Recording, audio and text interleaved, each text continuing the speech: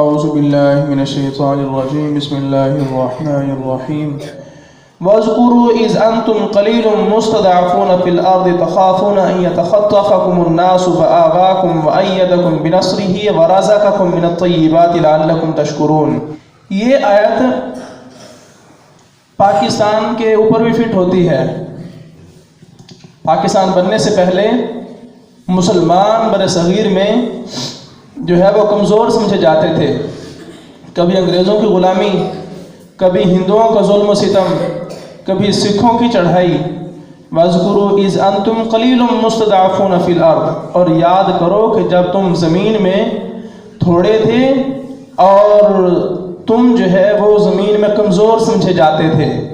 ادھر ہندو ہیں، سکھ ہیں، انگریز ہیں، ساری مختلف قومیں ہیں اور تم صرف مسلمان، اور سارے کافروں کو ظلم تم پر۔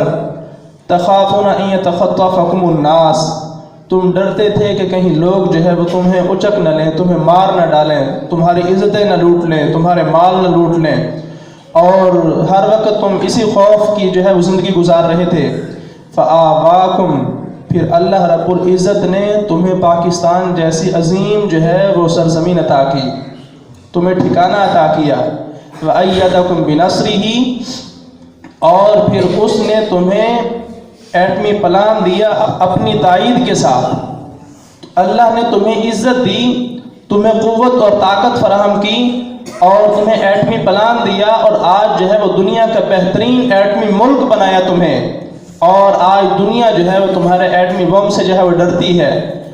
وَرَزَقَكُم مِّنَ الطَّيِّبَاتِ، اور پاکیزہ چیزوں سے تمہیں جو ہے وہ رزق عطا کیا، کہ پاکستان میں ہر قسم کے اناج، غلہ اور معدنیات، پہاڑ، چشمے، سمندر، دریا اور میدانی علاقہ جات، پہاڑی علاقہ جات اور تھل، یہ ساری جو ہے وہ سہولتیں تمہیں عطا کی، پاکیزہ رزق جو ہے وہ تمہیں عطا کیا۔ لعلکم تشکرون، یہ سارا کچھ تمہیں دیا تھا تاکہ تم شکر ادا کرو۔ اللہ نے تمہیں پاکستان جیسی عظیم سرزمین عطا کی، اور پھر تمہیں بہترین فوج، بہترین ایٹمی ہتھیار اور تمہارے تحفظ کے سارے جو ہے وہ تمہیں آلات مہیا کیے، پاکیزہ رزق تمہیں دیا۔ لعلکم تشکرون، تاکہ تم نظام مصطفیٰ قائم کرو، تاکہ تم شریعت کو نافذ کرو۔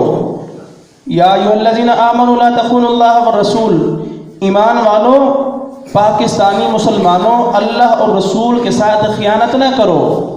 اللہ نے تمہیں یہ سرزمین صرف اسی مقصد کے لیے دی تھی تاکہ تم جو ہے وہ یہاں پر حضور کے دین کو نافذ کر سکو۔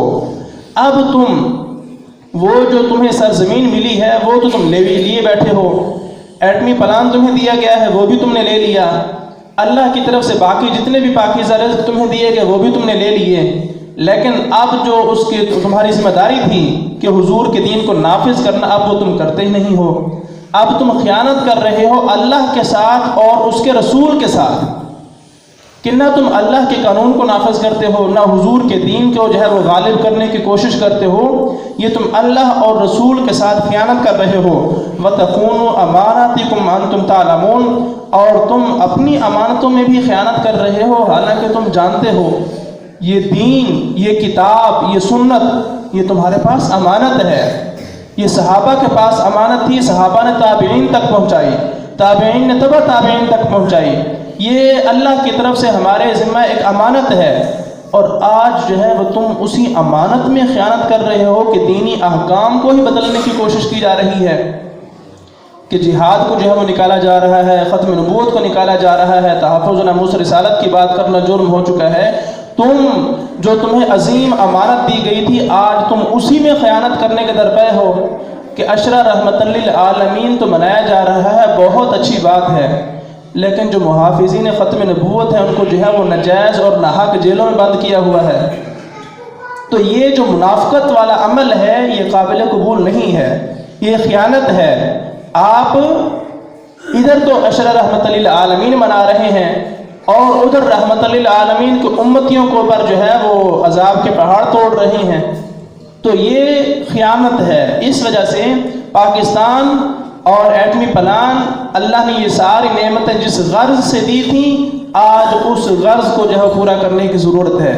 صرف حکومتیں کرنے اور عیاشی کرنے کے لیے سارا کچھ نہیں دیا گیا تھا، بلکہ اللہ کے دین کو غالب کرنے کے لیے سارا کچھ تمہیں دیا گیا تھا۔ اور آج جو ہے تم اپنی مسندوں پر بیٹھ کر جو ہے اس عظیم مقصد کو بھول چکے ہو، تو تم اللہ اور اس کے رسول کے ساتھ خیانت کر رہے ہو۔ اللہ رب العزت ہمیں دین کی سمجھ عطا فرمائے، حکمرانوں کو دین کو جو ہے وہ نافذ کرنے کی توفیق عطا فرمائے۔